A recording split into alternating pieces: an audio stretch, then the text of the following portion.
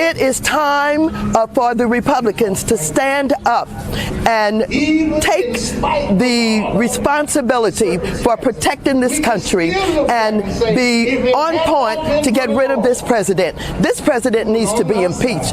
And join me in impeachment. I know if we can prove collusion that he is impeachable. Democrats, I don't care what the Republicans say. I say impeach 45. Everybody knows that I'm on the front lines, not talking about any physical harm to anybody, but I am talking about impeachment.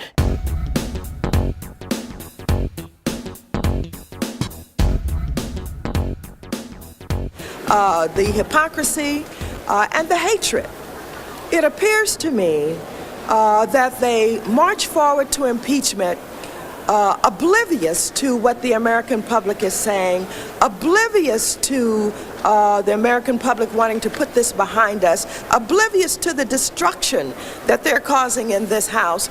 And the only way they could be doing that is that they're driven by such dislike and such hatred for this president.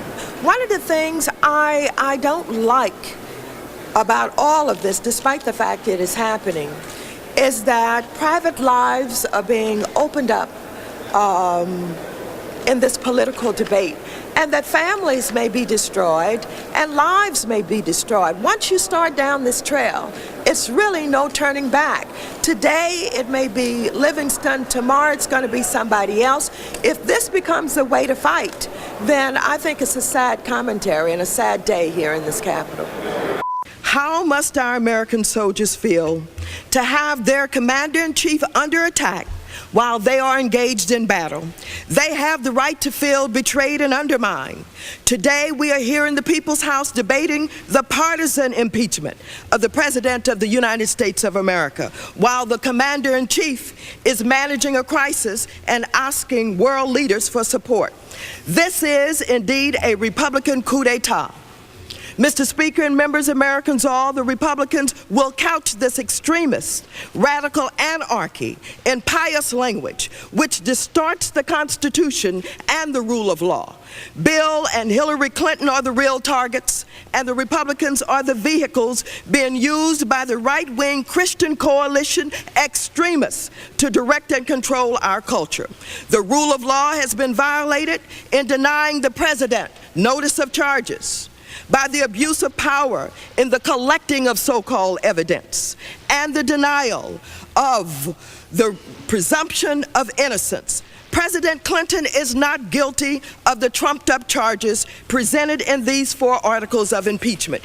The president is guilty of being a populist leader who opened up government and access to the poor, to minorities, to women, and to the working class. President Clinton is guilty of not being owned by the good old Southern boys or the good old Eastern establishment. President Clinton is guilty of being smart enough to outmaneuver the Republicans in the budget negotiations, electoral politics, and the development and implementation of the people's agenda. Ladies and gentlemen, I am an African-American woman. I'm accustomed to having to fight and struggle for fairness and justice. Ken Starr, I know and recognize abuse of power when I see it.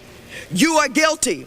However, I am greatly disappointed in the raw, unmasked, unbridled hatred and meanness that drives this impeachment coup d'etat, the unapologetic disregard for the voice of the people.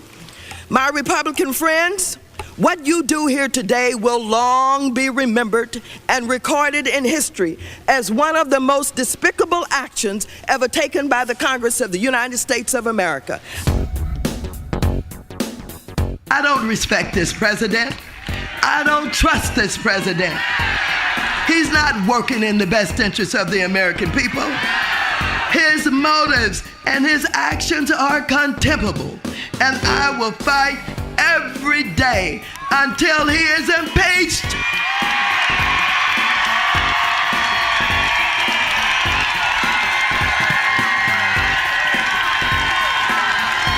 Impeach 45.